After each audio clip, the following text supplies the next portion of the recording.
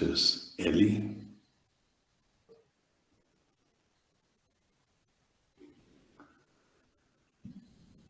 Naomi, Sweetie, Analí. Vamos a una Analita, vamos a decir eso, que está complicado el otro nombre.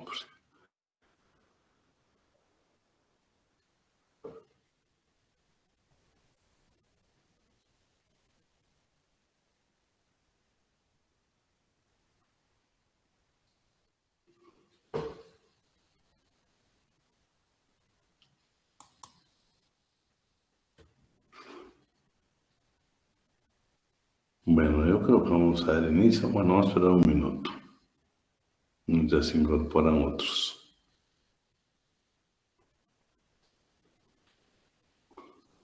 Buenas noches, Carlos Enrique.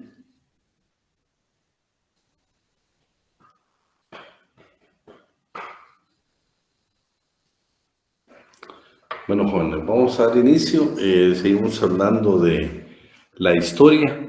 Fíjese que vamos a ir viendo algunos artículos. Yo quisiera encargarle a alguien personalmente, que me pudiera apoyar anotando todo lo que yo le pueda decir para efectos de examen.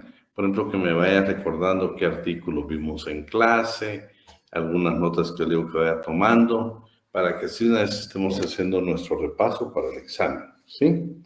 ¿Quién se apunta? Solo se dedicará a eso, a llevar nota de los artículos, de algunas cositas puntuales que las voy a anotarlas, las escribe aquí para todos y después me las recuerda a mí.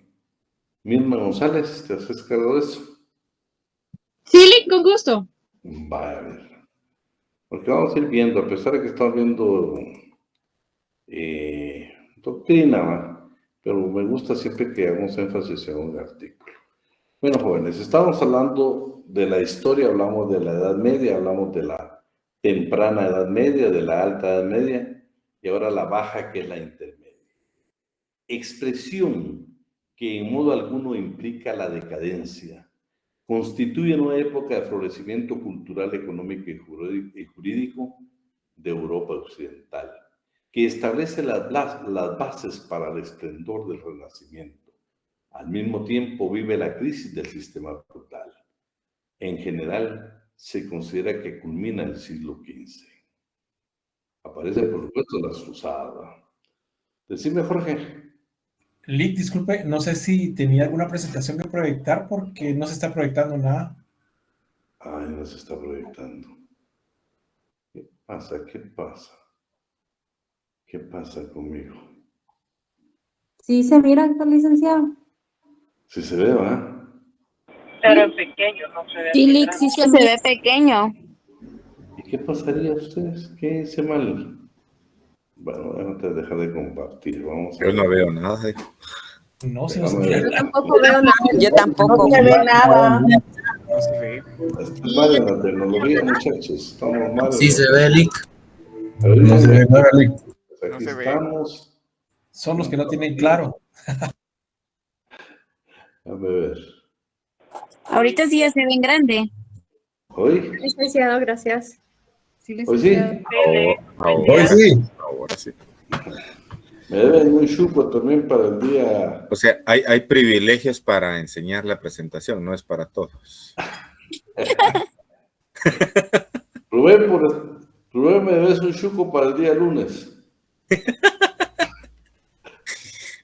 Muchachos, que por cierto, no había venta de comida, ¿va? No, Lick, no hay nada y uno se muere de hambre ahí. No hay nada, Lick. Ya, Lick, ya esta semana ya empezaron a haber ventas. Ojalá que hace un día terminamos algo temprano y nos vamos a echar un chuquito, ¿va? Ah, yo pensé que quería que Claro, le dáramos Lick. algo, Lick. Justo. Aquí en Derecho Laboral no hay viernes pequeño, ¿eh? Aquí es un estudio, muchachos. Decime. ¿Estamos? Bueno. Entonces estamos hablando de la Baja Edad Media.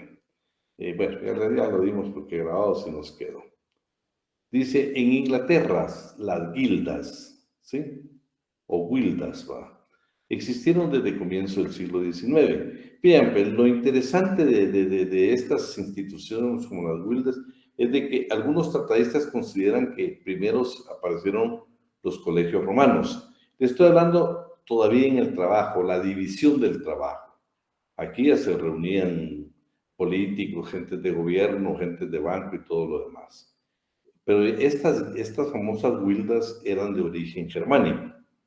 Dice que primero aparecieron como algo pagano, pero poco a poco se fueron haciendo diferentes, al extremo que tuvieron hasta cierto punto de principios cristianos. Principalmente, pues, hasta primero se hacían de artesanos y de otros personajes en esa vida, en ese entonces, hasta de último iba a ser de mercaderes y mercanzar. Pero al principio era más que todo ese de comerciantes y de trabajadores. O sea, esto me recuerda a mí mucho. Ustedes cuando veamos los sindicatos se van a recordar de que el famoso sindicato mixto que habla de la doctrina. Fíjense que hubo un momento donde era tanto el problema que se habla entre sindicatos y patronos, entre proletariado y burguesía, que quiso intervenir la Iglesia Católica y dijo: señores, busquemos la paz humana. Entonces, la Iglesia propone los sindicatos mixtos, donde existían patronos y trabajadores. Les fue infuncional, se dan cuenta que no, es imposible. Claro que es imposible. Nunca vamos a conciliar el capital y el trabajo. Nunca vamos a buscar nosotros.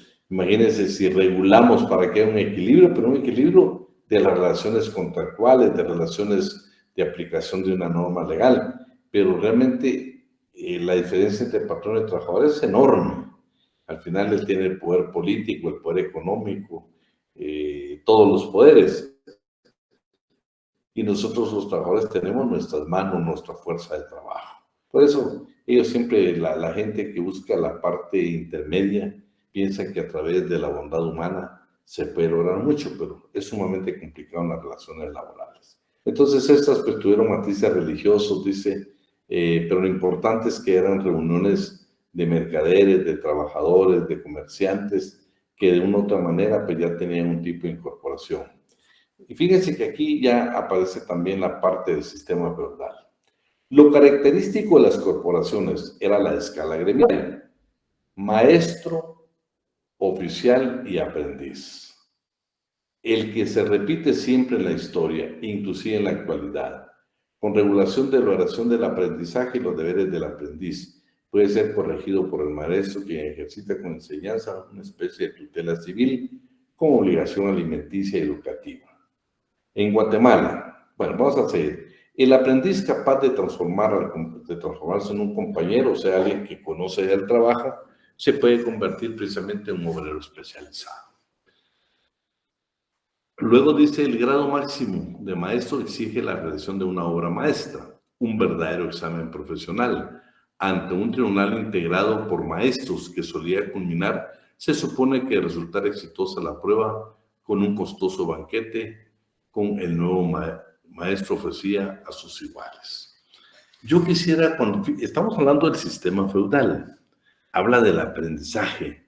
Veamos qué dice el artículo 170 de nuestro Código de Trabajo. Alguien que lo tenga por ahí, por favor. 170.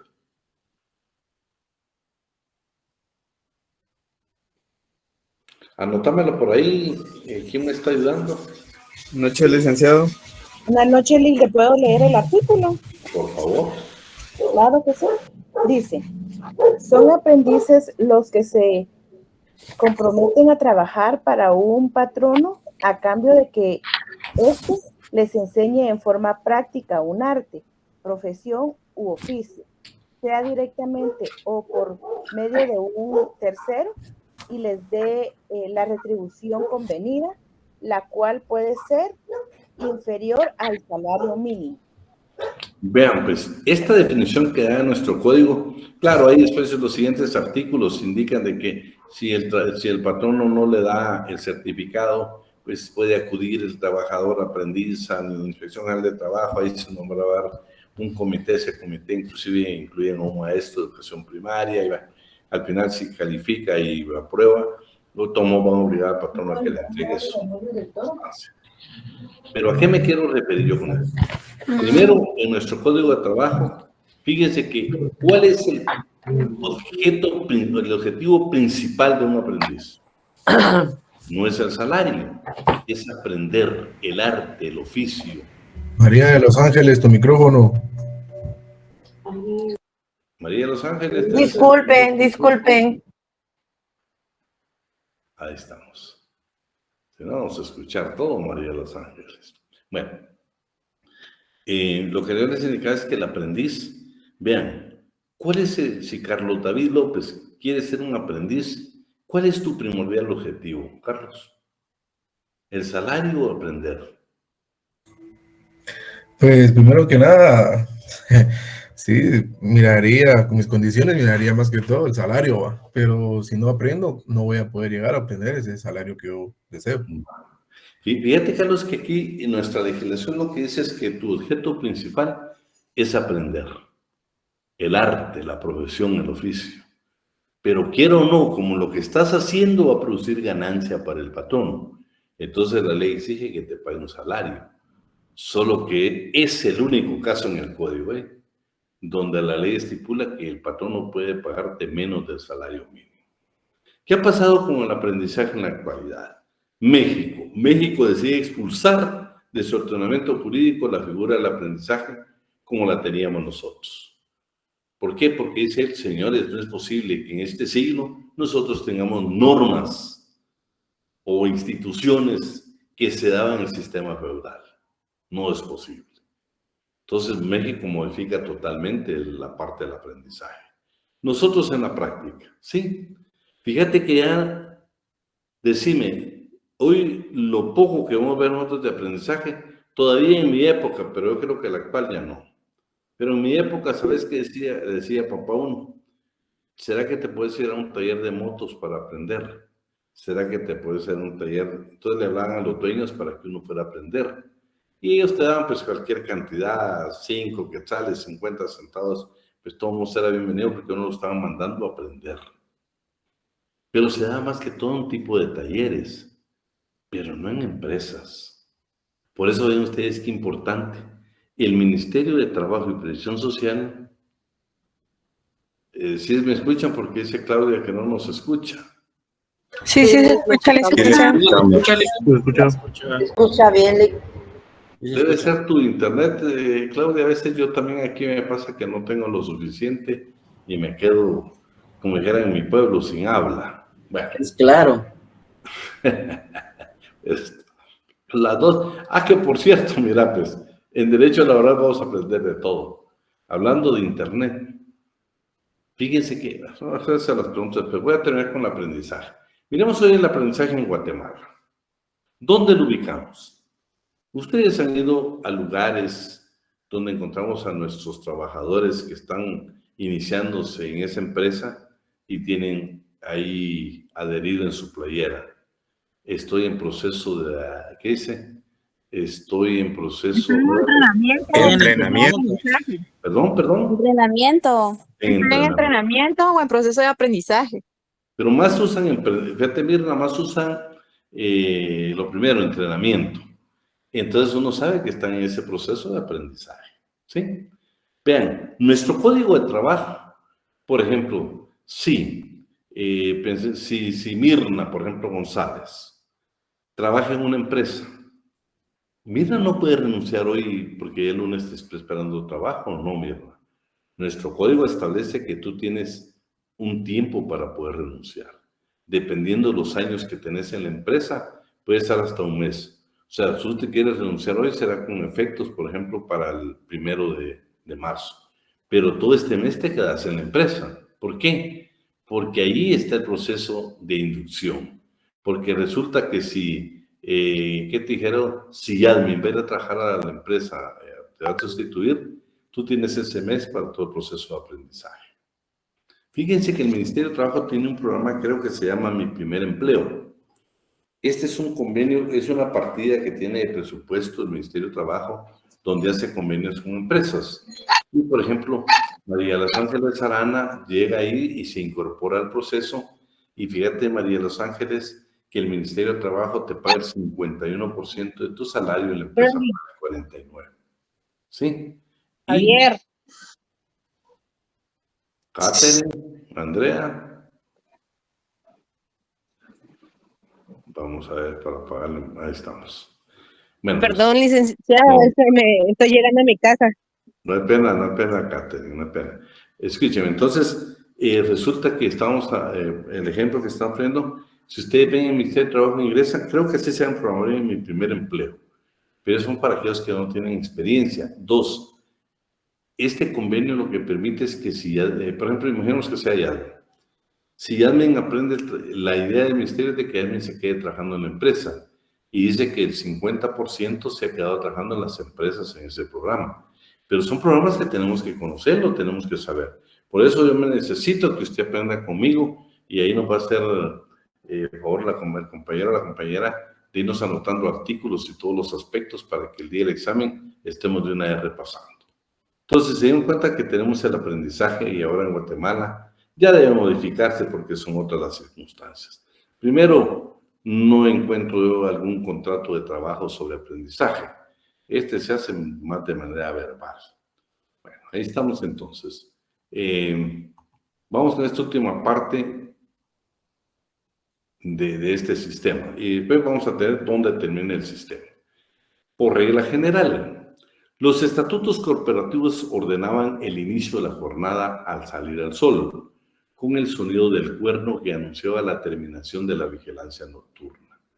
Y en general, concluían a la caída de la noche, hora variable de acuerdo a las estaciones, aunque podían haber oficios que se determinaban una conclusión más temprana al sonar las vísperas, quiere decir al aparecer el lucero de la tarde. Pues imagínense ustedes, sujetos a la naturaleza. Pero hoy va una pregunta para mí. Bueno, primero vamos a ver. En Guatemala, saben que existen 3 jornadas de trabajo. La jornada diurna, nocturna y mixta. Existe la jornada ordinaria y la extraordinaria. La jornada diurna es comprendida de las 6 de la mañana a las 18 horas. La jornada nocturna de las 18 horas a las 6 de la mañana del día siguiente. En jornadas tenemos la jornada ordinaria diurna, nocturna y mixta. Fíjense, pues es importante. Veamos qué dice el artículo 116. Y alguien de una vez me busque el artículo 102, inciso G, de la Constitución Política de la República de Guatemala. Agregarle, Mirna, Código de Trabajo. Artículo 116, Lic. Sí. Dice la aquí a Renato que está pidiendo ingresar. Bueno, 116. Dice, la jornada ordinaria de trabajo efectivo diurno no puede ser mayor de 8 horas diarias ni exceder de un total de 48 horas a la semana. La jornada ordinaria de trabajo efectivo nocturno no puede ser mayor de 6 horas diarias ni exceder de un total de 36 horas a la semana.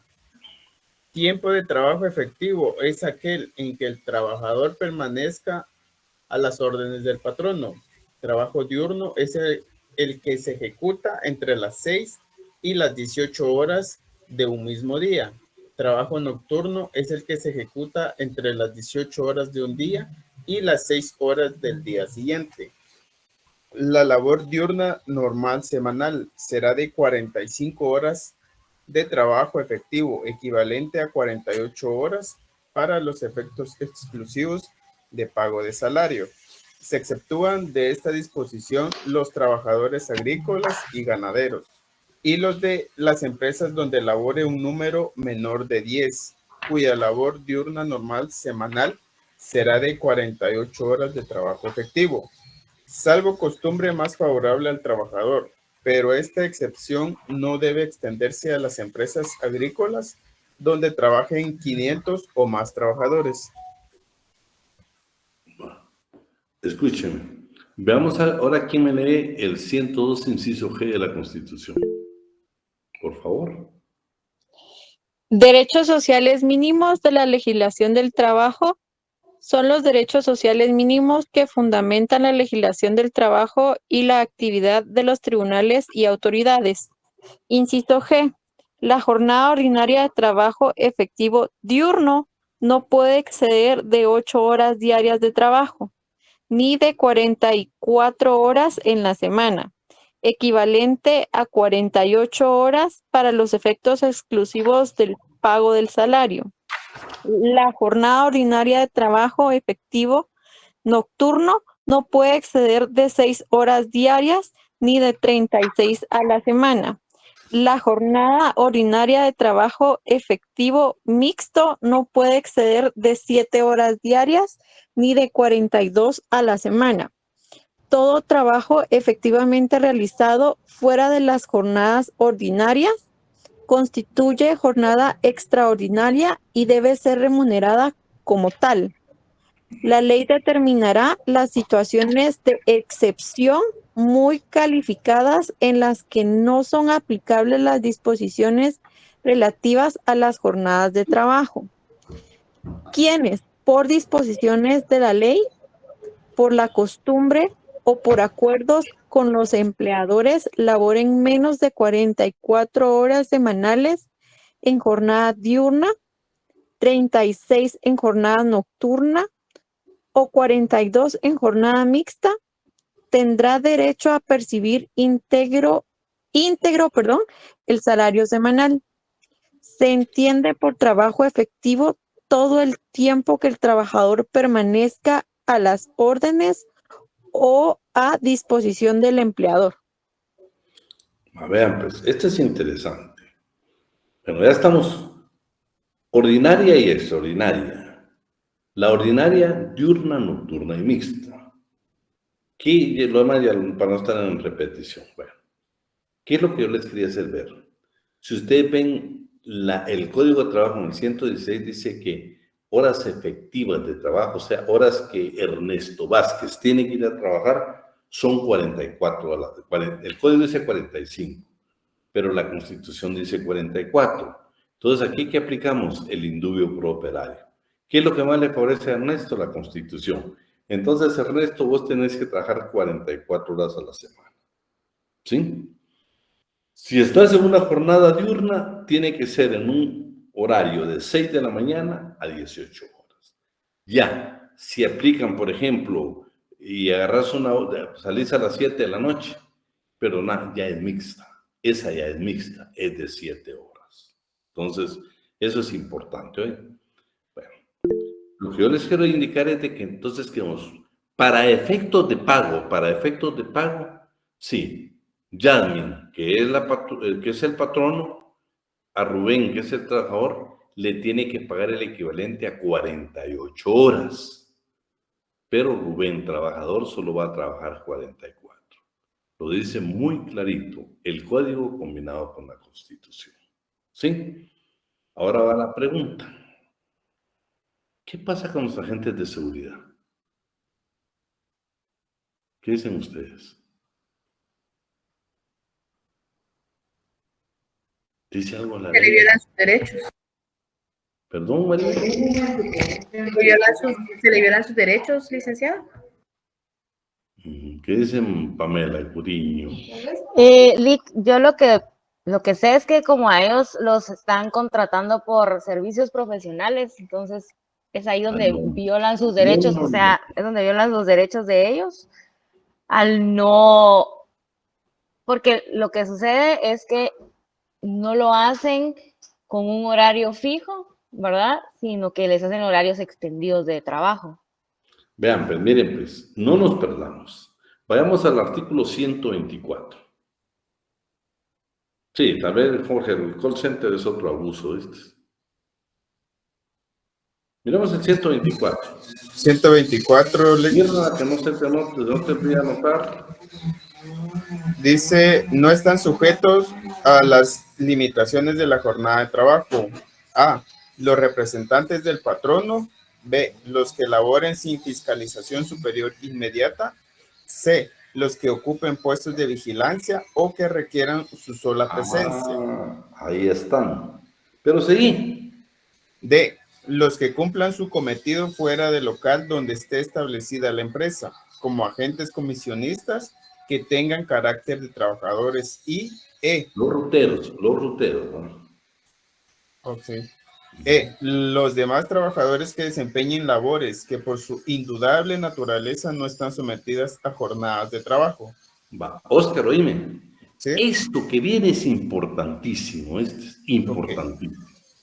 Dice, Oye, sin embargo... Nadie en Guatemala puede trabajar más de 12 horas. Por favor, Oscar. Okay. Sin embargo, todas estas personas no pueden ser obligadas a trabajar más de 12 horas, salvo casos de excepción muy calificados que se determinen en el respectivo reglamento, correspondiéndoles en este supuesto el pago de las horas extraordinarias que se elaboren con exceso el límite de 12 horas diarias. El organismo ejecutivo, mediante acuerdos emitidos por conducto del Ministerio de Trabajo y Previsión Social, deben dictar los reglamentos que sean necesarios para precisar los alcances de este artículo. Miren ustedes, qué interesante sería que nosotros pidiéramos una audiencia con la ministra de Trabajo y como trabajo de investigación fuéramos a plantearle esto, ¿no? ¿Saben por qué? Lo que dice Pamela es una verdad que no podemos cerrar los ojos, Pamela. Imagínate, Pamela, cómo es posible que sean servicios profesionales donde la ley los obliga hasta pagarnos un seguro.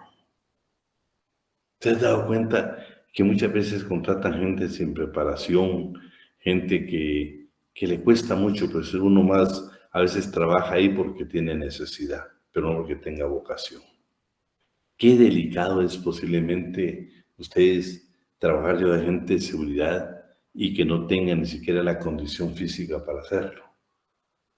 Ni la capacitación, ¿verdad?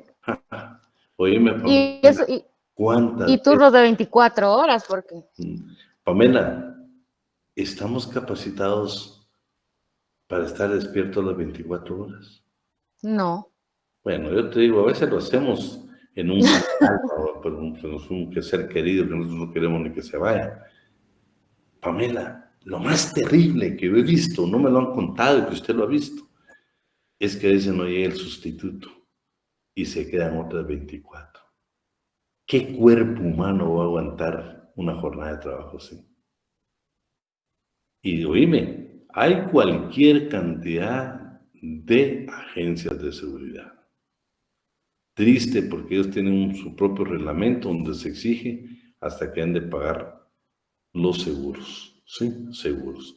No, los call centers es otra cosa que llora sangre. Fíjate, Francisco, que lo único que yo tengo que aplaudir algunas veces, yo nunca le puedo hablar de gobiernos, le puedo hablar del Ejecutivo, porque todos los gobiernos, pues de una u otra manera en materia laboral, nos han fallado. Pero hay cosas bien puntuales que a veces yo tengo que aplaudir. ¿Se recuerdan que en tiempo de pandemia se ordenó el distanciamiento entre un trabajador y otro? Ah, pero hubo un call center que no hizo caso. Y fíjense que en esa ocasión, no sé por qué los decretos que emitían era que trabajara conjuntamente el Ministerio de Economía y el de Trabajo. ¿Se recuerdan que un viceministro de Economía fue y efectivamente fueron a hacer una supervisión a un call center? Que lo multaron y al final exigieron pues, que tenía que tomar las normas de protocolo por COVID-19. Pero bueno, quiero regresar. El derecho laboral es interesante. Solo los dejo picados porque ahorita tenemos que regresar, que tenemos que terminar esta parte. Entonces estamos, los estatutos, aquí estamos. Ya hablamos del preboste, ¿no? Bueno, vamos a ver, pero entonces, por regla general, los estatutos corporativos ordenan el inicio de la jornada de trabajo, que es lo que estamos viendo, ¿sí? Entonces ya nos dimos cuenta que nadie puede trabajar más de 12 horas. Entonces vamos a ver. En la determinación de los salarios podía intervenir el preboste. Vean ustedes, el preboste es una autoridad que podía resolver problemas. No sé si vamos a ver dónde estás, Mirna González. Búscame en internet a ver si buscas una definición de preboste. Aquí se podría entender que ejercía, por los demás, un poder de conciliación y arbitraje. Imagínate qué poder tenía el personaje o la institución del preboste. Cita un documento que en abril de 1270 se confirma una sentencia arbitral. Pues este es yo de veras. Fíjense que he estado tentado a buscar algo sobre este tratadista, porque en Guatemala ustedes saben que nosotros en los conflictos colectivos de carácter económico-social tenemos precisamente el Tribunal de Conciliación y el de Arbitraje. El de arbitraje es el único que puede dictar sentencias más allá de lo pedido, la famosa sentencia ultra petit. Pero lo interesante es que esto habla de 1270. Vamos a ver. Vamos a dejar entrar a Mario. Mario será el último que entra a la clase hoy. Bueno, entonces estamos. La labor social de las corporaciones se manifiesta, sin embargo, mucho más en las funciones de asistencia a través de fundación de instituciones de caridad destinadas a socorrer a ancianos, a los enfermos y a los lisiados. El pacto de servidumbre del campesino se comprometía a trabajar las tierras del señor gratuitamente, recibiendo a cambio protección del castillo. La leyenda o tradición menciona que también otras prestaciones del servidor, particularmente el odioso reconocimiento del derecho de la pernada. También me buscas por ahí, Mirna, persona, ahí estamos ya desde el preboste. ¿Qué dijimos que era? Búscame también esto, la pernada, la palabra pernada. Solo déjenme ver a ver qué nos puso aquí. Ah, no, aquí estamos. Aquí estamos. Cuando hablamos de prebostes, persona que indefectiblemente político, económico, profesional, tiene una posición de gran poder e importancia. Persona que es cabeza de una comunidad y preside gobierno.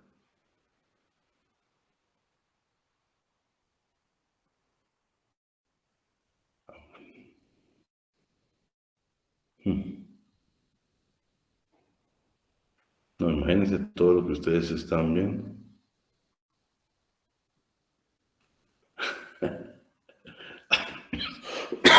Por favor, Alfredo, estamos hablando vos hablas del pegoste, esa es otra cosa, no seas así. No, Lick, preboste. No, pero ¿qué dice pegoste? Fue el diccionario, Lick. Bueno, nosotros aquí en Guatemala, pegoste es otra cosa. Ahí es preboste. Bueno, vamos a regresar. Ahí. Aquí está, mira. El preboste en Francia, en el Reino francés, era un funcionario político elegido por el rey para la administración económica y judicial de los dominios que eran, confiados. El poder que tenía. Bueno, vamos a continuar, jóvenes, si no, no vamos a terminar. Entonces, aquí estamos. Bueno, las corporaciones más que todo tenían actividades mutualistas. En el pacto de servidumbre, el campesino se convertía a trabajar, y ahí estamos, que dice que el problema que se fue cayendo es de que ya los campesinos no querían quedarse en el laudo, en el terreno feudal, sino que fueron yendo a las partes urbanas. Efectivamente, esos fenómenos fueron perjudicando a todo el sistema, precisamente que marcó el final del sistema agrarial. Pero vean, ¿qué pasó en el tiempo de la conquista? ¿Qué se dio también en nuestra América? Fíjense que, para que no leamos esto, porque esta es una historia que la describe exactamente Bernal Díaz del Castillo. Dice que el conquistador Cortés, con sus capitanes, sus soldados, acompañado de Moctezuma y sus principales, cuando llegó, le dijeron, hagamos un recorrido por la plaza. Y eso que todo lo que usted veía es el recorrido que hicieron por la plaza. Usted le va en la comunidad de su casa, pero yo me quiero quedar con algo. Aquí le encontró mercaderes de mantas, de plumas, de cosas labradas, de oro, de plata. Bueno, encontró un sinnúmero de mercaderes de ropa, dice, de algodón, de hilo torcido, vendedores de cacao. Bueno, encontró un sinnúmero, iban caminando por una plaza. Que por cierto, se recuerdan que, hablando todavía en muchos municipios, nosotros hablamos del día de plaza. Por ejemplo, donde yo soy, el día domingo es día de plaza. Entonces bajan todas las comunidades y se hace el intercambio de productos. Todavía se utiliza ese término, día de plaza. También me recuerdo que tuve la oportunidad de andar un tiempo por Cobán y también se utilizaba mucho el término del día de plaza. Me recuerdo que hay una comunidad que yo visité, que el día de plaza era precisamente, recuerdo que era un día jueves. Me pareció impresionante, pues ese municipio estaba totalmente abarrotado los días jueves, ¿va? Que para nosotros ese día, pues, lo tenemos previsto para otras circunstancias. Pero bueno. Soy de Ipala, Chiquimula, María de los Ángeles. Imagínate quién fue mi alcalde, ¿va? Ahora es diputado, pero yo soy de Ipala, Chiquimula, ¿ve? La tierra del frijol. Aunque no le aceptaron el reto como Neto Brand. También fíjate vos que reta que calcula pegarle, ¿viste, va? Pero el otro le tuvo miedo. Mejor lo esquivó de sus preguntas. Después de lo que pasó en Neto Brand, como que ya no se animan, vamos. Calladitos se ve mejor, dijo. Oye, candidato elector, quiebres, me dice, tranquilo, mi amigo, tranquilo, no te mandes. Porque Rubén está condenado que el día lunes es el encargado de los yucos, muchachos.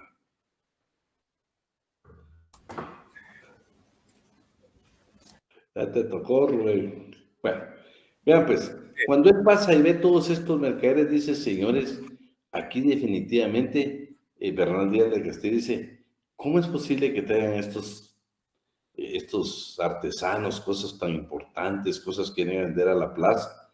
Y al final, pues, dice, no, definitivamente estamos hablando del sistema feudal, donde definitivamente habían talleres de producción artesanal.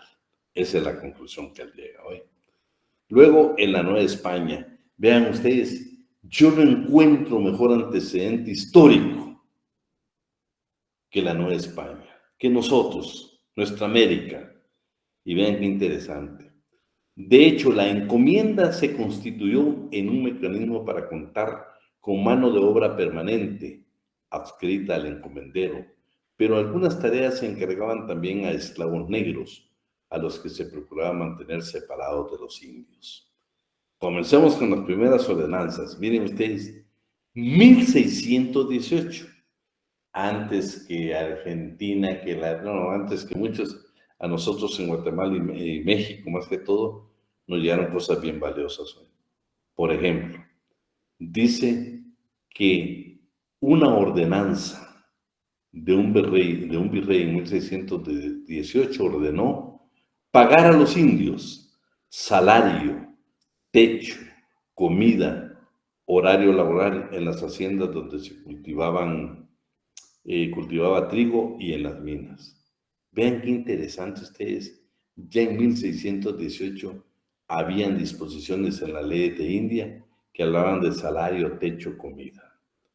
Otro virrey en 1599, muchos años antes, además de autorizar algunos ingenios y trapiches, vean, interesantísimo esto, dice que trabajaban indios mientras ellos lograban buscar esclavos negros. Mientras los conseguían, eran precisamente los indios, dice, que eran los que se encargaban del trabajo.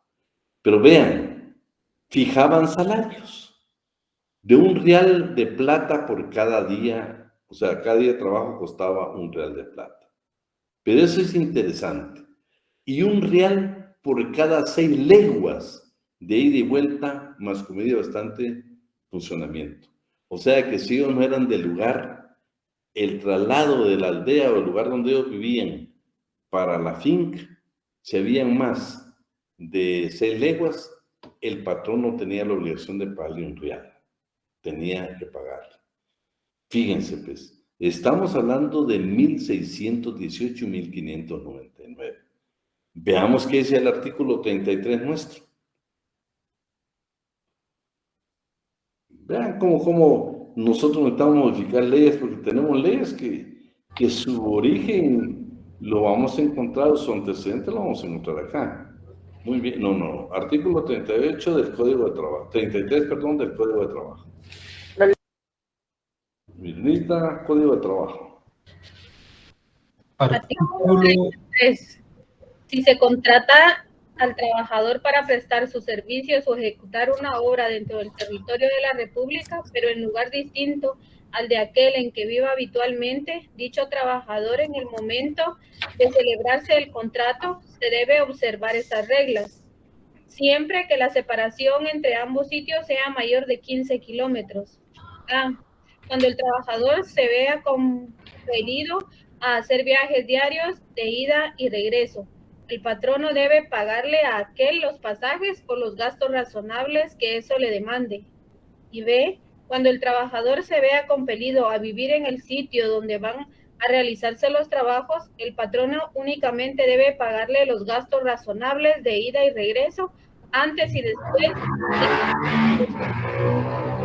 del trabajo. Si el trabajo... Fíjate, mira lo que Karina le dio lectura. Para efectos de examen me lo leen todo, pero para efectos ahorita de lo que estamos viendo que son antecedentes, Karina Maribel Cruz García. Sí, licenciado. Uy, chica, imagínate vos, yo tengo una cuñada que se llama Maribel Cruz García. La cuñada te voy a decir. Ah, bueno. Mira, pues, vea qué interesante.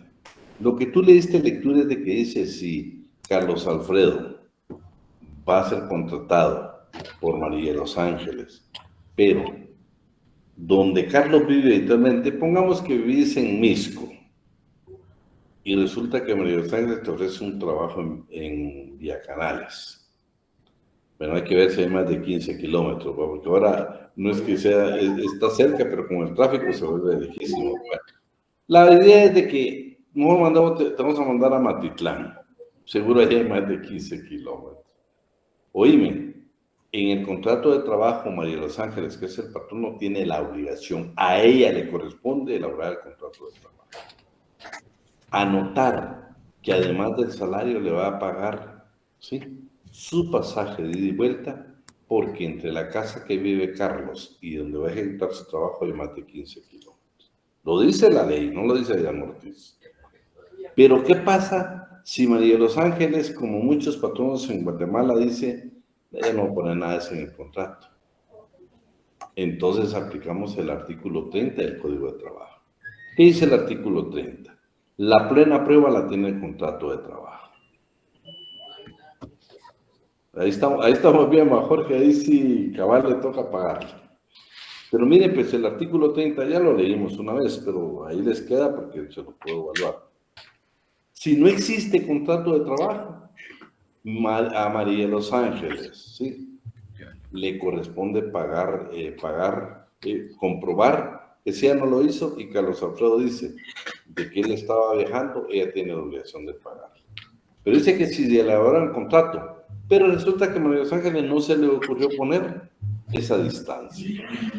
Entonces ahí la ley también en el artículo 30 dice que si falta algún requisito o falta algún elemento, le es imputable a María de los Ángeles, que es el patrón.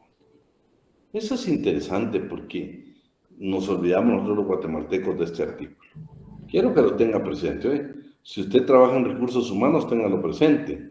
Se va a enojar el patrono cuando usted le diga, mire, pero dice que más de 15 kilómetros entre su casa y donde él vive, le vamos a tener que pagar sus pasajes. Pero lo dice la ley, ¿eh? No lo dice Adrián Ortiz. Decime, Kevin. Licenciado, buenas noches. La pregunta, y cuando el trabajo pues está en ese lindero de los 15 kilómetros, pero cuando ya quieren empezar a deshacerse de algún empleo, lo empiezan a mandar demasiado lejos de esos 15 kilómetros, ¿qué pasa ahí? Tienen que pagarte el pasaje. No, mira, pero... pues, Kevin, no, hay una parte bien esencial, Kevin, mira, pues, la clave. Dime, la clave para nosotros, como estudiantes de Derecho. Oíme, pues, la clave es la siguiente. Kevin, tu contrato de trabajo. Yo entiendo lo que vos me decís, mayormente se dan en las instituciones del sector público. Ya cuando te quieren fuera del asunto, te mandan archivo, ¿va? Por favor, tenés que leer tu contrato de trabajo. Ahí están tus funciones, tus atribuciones. 2, si hay pacto colectivo, tenés que leer el pacto colectivo. Si hay reglamento interior de trabajo, tenés que leer el reglamento de trabajo. Yo lo que los quiero preparar a ustedes es de que, por favor, para todo tengan base legal. Es que es diferente, Kevin, de que vos llegues ahora y le digas, mire, disculpe, usted no me puede modificar o cambiar las condiciones de trabajo. Y si no, ¿qué crees que dice el código? Primero, si yo me quiero ir para que me paguen, porque muchas veces te trasladan con la intención que renuncies y no parte de tu indemnización. Pero ¿qué dice la ley? ¿Qué dice la ley? La ley lo que dice es, fíjate que, ojalá que no nos agarre el dedo a la puerta, pero vamos a ver, es que me interesa que me veamos bien. La idea es aprender, ¿va? Ustedes, esto es histórico, ustedes lo pueden leer en su casa. Fíjate que quisiera que nos fuéramos al artículo 78 y 79. 78. Y el otro, si no me equivoco, es el 80, ¿viste?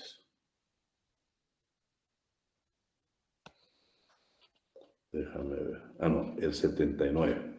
Fíjate, pues. Kevin, léete el 79, si tenés tu código por ahí. Ahorita, licenciado. Mira qué interesante esto. Deja nada más, mira, si querés, déjame ahorita poner esto ahí, artículo 79, Código de Trabajo, despido indirecto. Despido indirecto. ¿Lo tenés, que tenés tu código? ¿O alguien que lo tenga ahí para que lea el 79? Yo lo tengo. Por favor. Artículo 79. Son causas justas que facultan al trabajador para dar por terminado su contrato de trabajo sin responsabilidad de su parte. A. Cuando el patrono no le pague el salario completo que le corresponda en la fecha y lugar convenido o acostumbrado. Quedan a salvo las deducciones autorizadas por la ley. Inciso B. Cuando el patrono incurra durante el trabajo en falta de probidad u honradez, o se conduzca en forma abiertamente inmoral, acuda a la injuria, a la calumnia o a las vías de hecho contra el trabajador. Inciso C. Mira, pues, solo quédate ahí. Aquí están todas las causas, muchachos, donde nosotros, si el patrón no nos está cambiando de condiciones, nos podemos dar por despedidos. Ese es el despido indirecto, ¿eh? El despido indirecto. Porque nos cambió las condiciones de trabajo, no las puede cambiar. En el caso del Estado, normalmente es donde lo que Kevin dice es de que lo trasladan a uno. Kevin, si uno se quiere ir de la empresa y que le paguen, por favor que no se te olviden la iniciativa privada del artículo 79.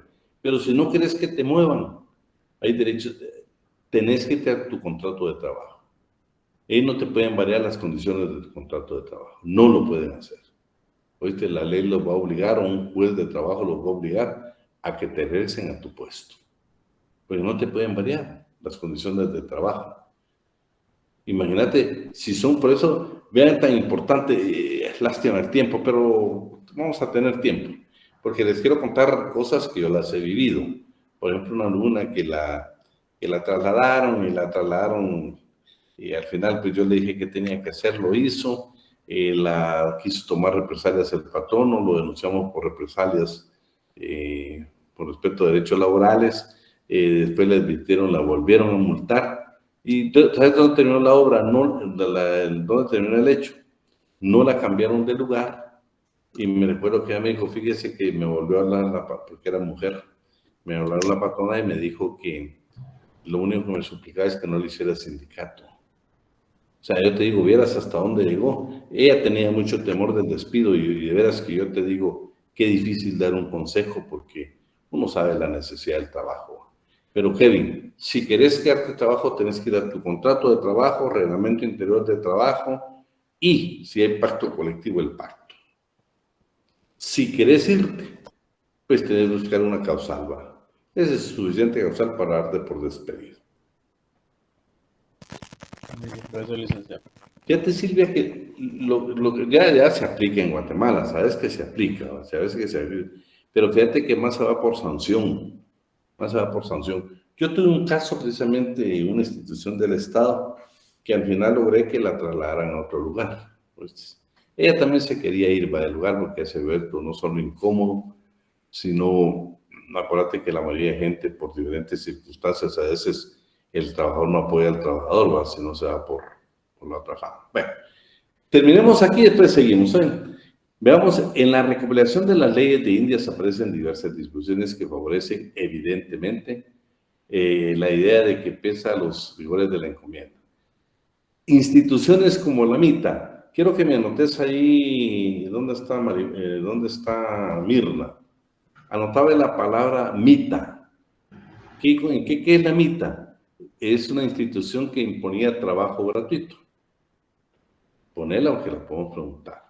De todas maneras existían reglas sobre condiciones de trabajo no de favor. Bueno, mencionarse. Por ejemplo, fíjate que se ordenó que los trabajadores trabajaran únicamente 8 horas. Mirá qué interesante, estamos hablando de 1593. En 1583, por ejemplo, se ordenó que los días sábados, en palabras sencillas, que se terminara antes la jornada de trabajo, para que durante ese tiempo, esa hora o 2 horas que se podían tomar, es MITA. Aquí está, mira, lo que estás viendo en la primera M-I-T-A, MITA, como fue la asociación MITA, soy de MITA, dice uno.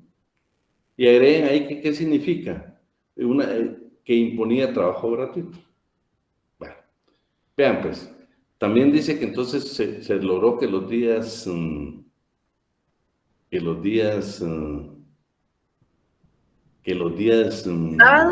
sábados, sí, que los días sábados. Aquí está, mira, si en el primer párrafo ahí lo encontramos, ¿qué significa? Una institución donde, vamos a decir, que imponía trabajo gratuito. Vean pues, entonces los días sábados dice que la jornada terminara antes para que pudieran hacerse el pago. También encomendó de que el dinero se pagara delante de un tercero para evitar el fraude y el engaño.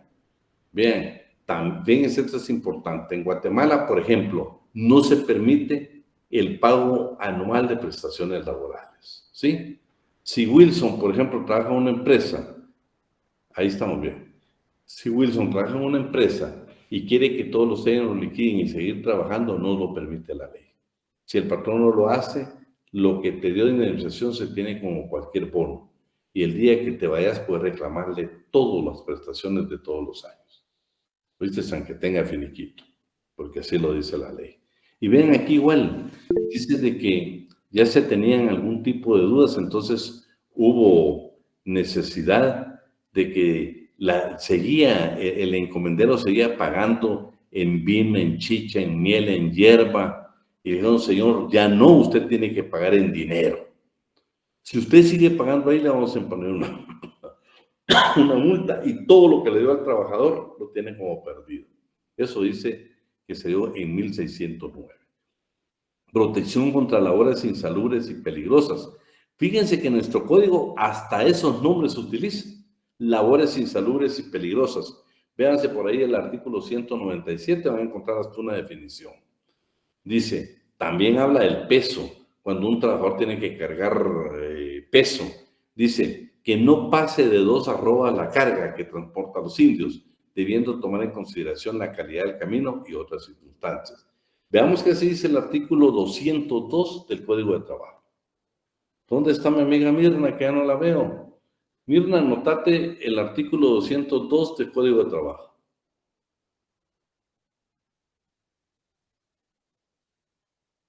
Mirna ya se fue a cenar usted. ¿Lo leo, Lick? Sí. Artículo 202. El peso de los sacos que contengan cualquier clase de productos o mercaderías distintas a ser transportados o cargados por una sola persona se determinará en el reglamento respectivo, tomando en cuenta factores tales como la edad, sexo y condiciones físicas del trabajador. Imagínate, está regulado cuando un trabajador tiene que trasladar producto. O sea, está trasladado el peso, o sea, que debe ser considerado. También dice que habían principios procesales como la verdad sabida. Pero mire qué interesante. La bondad de las leyes que hoy veríamos relativa tropezó con el problema del incumplimiento, en ocasiones por ser ley incompleta y no establecer sanciones, en otra por la falta de instrumentos para hacerlas efectivas y otras, cabe suponer que con más frecuentes, el contubernio entre autoridades y encomenderos que se apoyaban. Además, en las enormes distancias entre el rey que las ordenaba y el virrey que las debería de cumplir. Cumplidas o no, las leyes de Indias tienen al menos la gracia de ser un catálogo razonable de condiciones de trabajo, y si no una primera visión del derecho del trabajo, por la falta de instrumentos para hacerlas efectivas. Pese a las importantes multas en las leyes se anunciaban para los infractores, al menos inician el camino de justicia social, aunque no haya faltado quien en ese mismo propósito señalara que eran actos de gracia y no de justicia. Lo que indicaban que eran actos de gracia del rey para nuestros pueblos y no realmente un acto de justicia. Bueno, alguien que me lee el fin del sistema gremial. Aquí terminamos el sistema gremial y aparece precisamente la máquina de vapor. ¿Quién nos hace el honor de leer? Lo leo, Lick. El fin del sistema gremial. El descubrimiento de una energía nueva, diferente de la humana, de la animal o del aire o del agua. La energía del vapor, gracias al ingenio de James Watt en 1736-1819, produjo la transformación rotunda de las relaciones de producción. A partir de ese momento, los gremios se vieron frente a la presencia de las empresas que además superaron el problema de la iluminación y, por lo tanto, de las restricciones a la duración de la jornada, con la utilización del gas de carbón.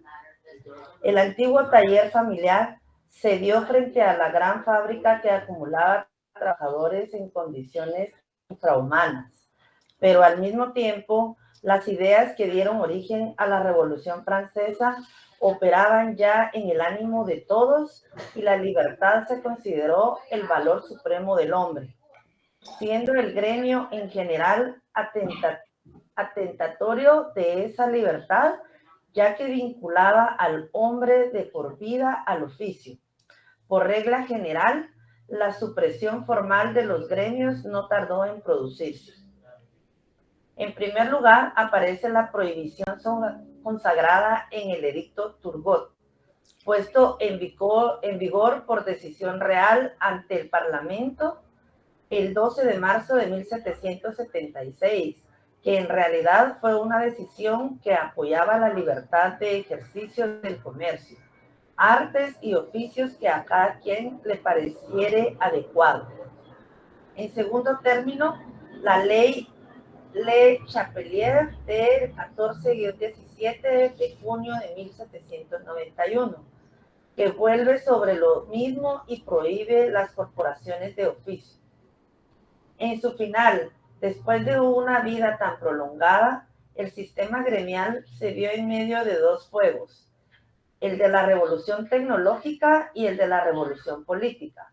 Pero seguramente la primera fue de mucha mayor influencia en el resultado. Lo que sigue después no ha sido precisamente mejor. Estas dos leyes que aparecen, vean, las dos tenían como propósito terminar el sistema feudal, las corporaciones de oficios, pero aprovecharon y como se dieron cuenta que la nueva revolución industrial hablaba de la fábrica, estas dos leyes fueron severamente crueles para la clase trabajadora. No permitían la coalición de trabajadores, no permitían que el trabajador en la nueva fábrica se pudiera agrupar para defender sus derechos. Fueron leyes totalmente represivas.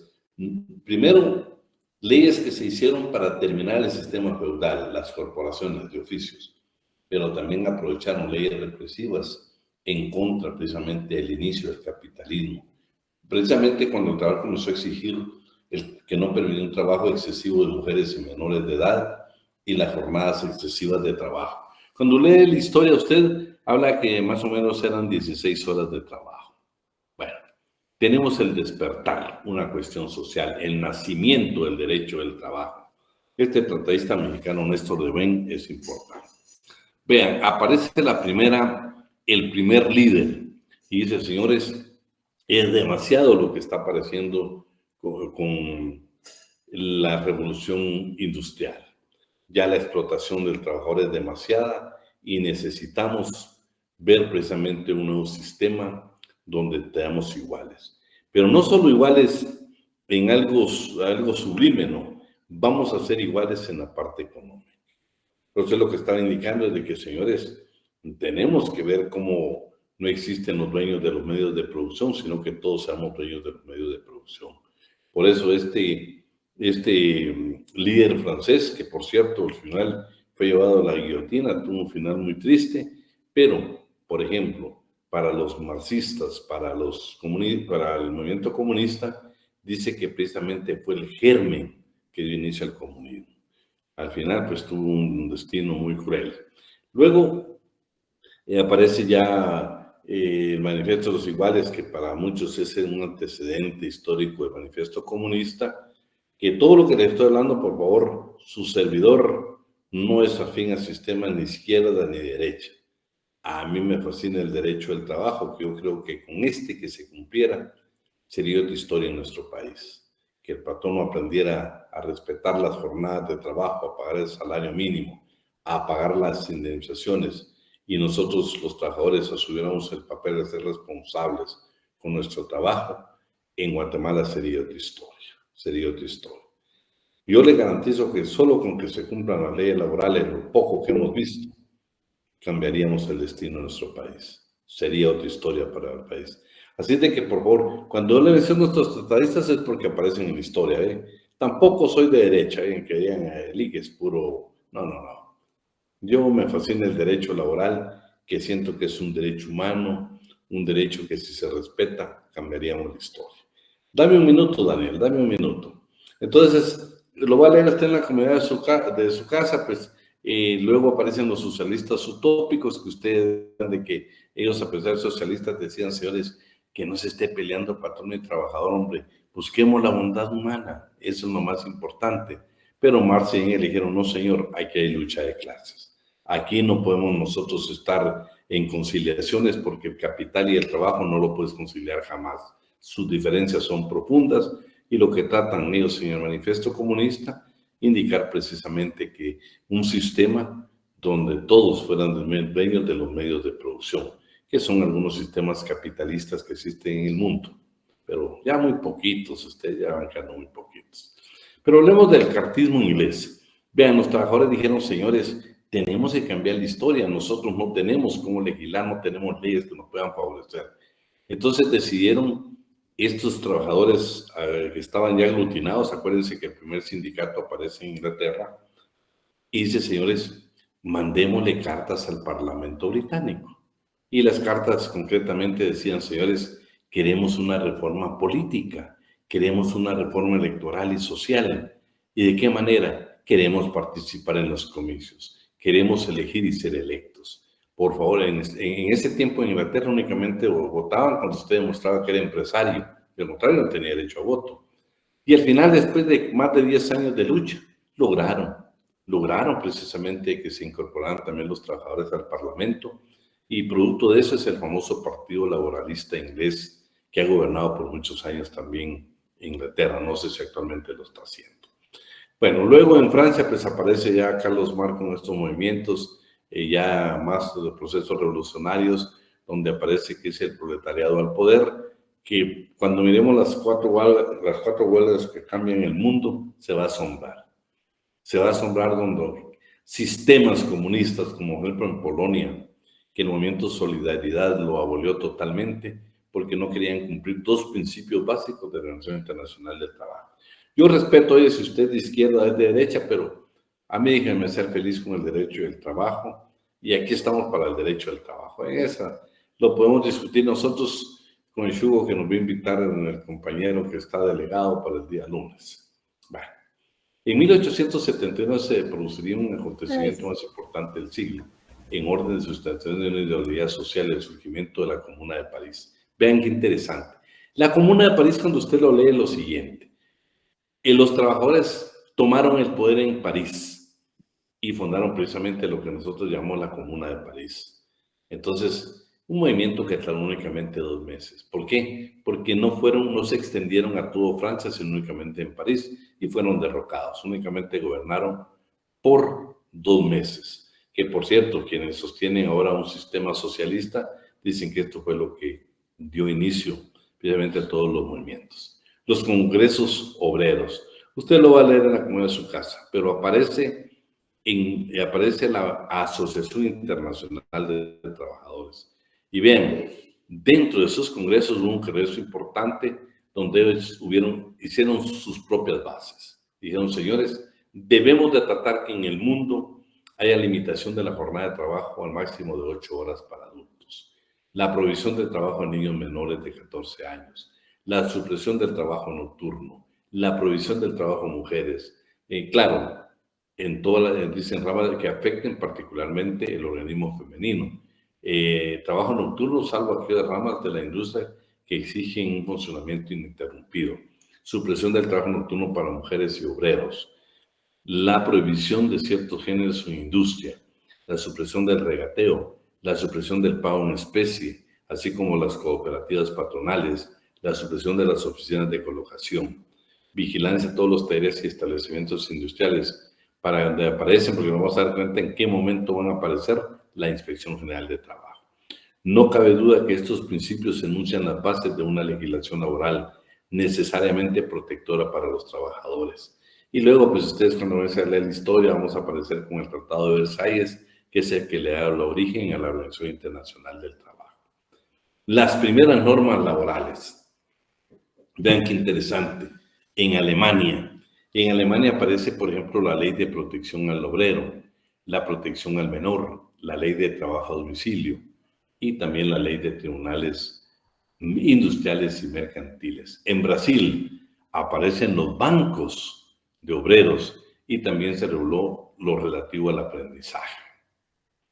En Chile se dieron 3 etapas. Primero, en la primera etapa de donde estaba precisamente don Andrés Bello, dice que en ese entonces todo lo relativo al derecho del trabajo se regulaba en los códigos civiles. En una segunda etapa ya aparecen la habitación de los obreros, el descanso dominical y la famosa ley de sillas. Que esta era bien sencilla, donde hubieran mujeres que hubieran sillas para que pudieran descansar, sobre accidentes de trabajo, y también aparecen las salas cunas, que por cierto hoy tenemos en Guatemala un proyecto que sigue siendo un poco voluntario, pero muchas empresas han incorporado amigos de la lactancia materna, espacios físicos donde la mujer puede precisamente atender la etapa de poder cuidar a su hijo. Entonces eso ya en Guatemala pues tenemos eso que es relativo a la lactancia materna, pero sigue siendo voluntario. También en la segunda etapa ya enviaron el primer proyecto del Código de Trabajo y Previsión Social. En 1824 se promulgan diversas leyes: el contrato de trabajo, el seguro obligatorio de enfermedad e invalidez, indemnizaciones por accidentes de trabajo, tribunales de conciliación y arbitraje. En la tercera etapa se promulgan el primer Código de Trabajo. Colombia, también en 3 etapas. Primero se tuvo descanso en días de fiesta religiosa sin remuneración. Dentro de todas, la jubilación a los magistrados de la Suprema Corte, la jubilación a los maestros. En un segundo periodo apareció el derecho colectivo, la reparación por accidentes de trabajo, sobre conciliación y arbitraje, el seguro colectivo, y crean la primera Oficina General del Trabajo. En un tercer periodo pues dictan ya leyes sobre sindicatos, federaciones y confederaciones. En Cuba, todo esto de Cuba fue antes de la revolución, Ley Orgánica de Poder Ejecutivo, donde había una secretaría que era de Agricultura, Comercio y Trabajo. Y anotame esta, por favor, mi amiga Mirna, por favor. Anotame esta ley de Arteaga. ¿Estás por ahí, Mirna? Muy bien, ahí. ¿En qué consistía? Prohibía el pago con vales o fichas. Aquí está, mira, ahí la notas, ahí te la bajo un ratito. También en la República Dominicana, que lo más trascendente puede que, ahí estamos, que se dio también el primer código de trabajo. Después de España, que dictaron leyes sobre los menores de 10 años, prohibición los trabajos peligrosos. También aquí está la famosa ley de CIAS, que permite a las mujeres disponer de un asiento. Se prohíbe el trabajo nocturno de mujeres en talleres y fábricas. También se regula la jornada máxima de trabajo, las disposiciones precorporativas, que se crean juntas reguladoras de condiciones de trabajo de carácter paritario. Hoy le llamamos nosotros las famosas juntas de personal a ustedes. Reglas que ordenan sistemáticamente el contrato de trabajo. La adhesión de España a la Sociedad de Naciones y la aceptación paralela al Tratado de Versalles y la ratificación de convenios de la Organización Internacional del Trabajo. ¿Sí? También el primer Código de Trabajo, que se dio en 1926. En Francia, la ley relativa al trabajo de niños empleados en las manufacturas, fábricas y talleres. La prohibición del trabajo de niños menores de 8 años. También aparece la Inspección General de Trabajo, aparece muy importante. Crean los primeros 4 inspectores de trabajo, fueron creados precisamente en Francia. Y aquí está en Italia, que fue por etapas también, usted lo va a leer ahí. Lo que yo les subrayé tal vez es lo más importante. Y México. México sí tiene un gran aporte. La primera constitución que incluyó normas de derecho del trabajo fue la mexicana. La primera constitución en América Latina, 1917. Fue la primera constitución y fue la mexicana la que incluyó constitucionalmente derechos a la clase trabajadora. Anotame eso, por favor, Vilma. Luego está también en Panamá, hoy. En Uruguay también se dieron periodos, pero miren qué interesante. Desde 1914. Lick, perdone, ¿me puede repetir? Es que se me cortó la señal un poquito. Ahora ya se me olvidó a mí. ¿Y qué estamos hablando ustedes que les dije que anotara mismo? Era de la primera constitución. Haz un favor, anotame. La primera constitución que reguló el derecho del trabajo en América fue la de México de 1917. Claro.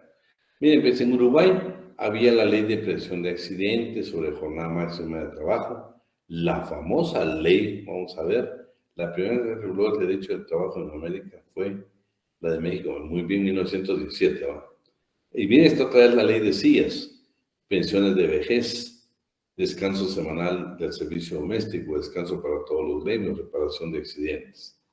Y vamos a encontrar un segundo periodo donde aparecen ya la ratificación de 33 convenios de la Organización Internacional del Trabajo. En Venezuela había un reglamento en materia de edad que se llama el reglamento de policía. No, bájate, no. Desde que ya te di comida. Vamos a silenciar a Maribela. Ahí estamos. Nos perdone, pero bueno. Entonces, todo lo que está subrayado, por favor, yo creo que usted lo lea detenidamente en su casa, ¿saben? Porque por el tiempo y para efectos de clase, pues nos vamos a quedar ahí. Y si Dios nos permite, pues vamos a seguir el día lunes, ¿ve? Así de que, hoy sí, me ibas a preguntar a alguien lo dejé por ahí. Lo dejé con la palabra pendiente porque quería terminar. Lick, perdone una molestia. Este documento que usted nos está explicando, ¿no lo ha subido a Classroom? Fíjate que sí, quiero terminar toda la... Ah, perfecto, Lick, no tenga pena. Lo tengo por unidad. Ah, ok, gracias, Lick. Entonces, que por cierto, les digo, yo quisiera ya, si Dios quiere, ya el mismo lunes entramos a ver ya cosas un poquito que les van a gustar más, que va a ser, por ejemplo, la naturaleza jurídica. Fíjate, Carlos, que todo lo que hemos leído, ¿por qué me fascina a mí esta parte que la mayoría de profesores prefieren no darla?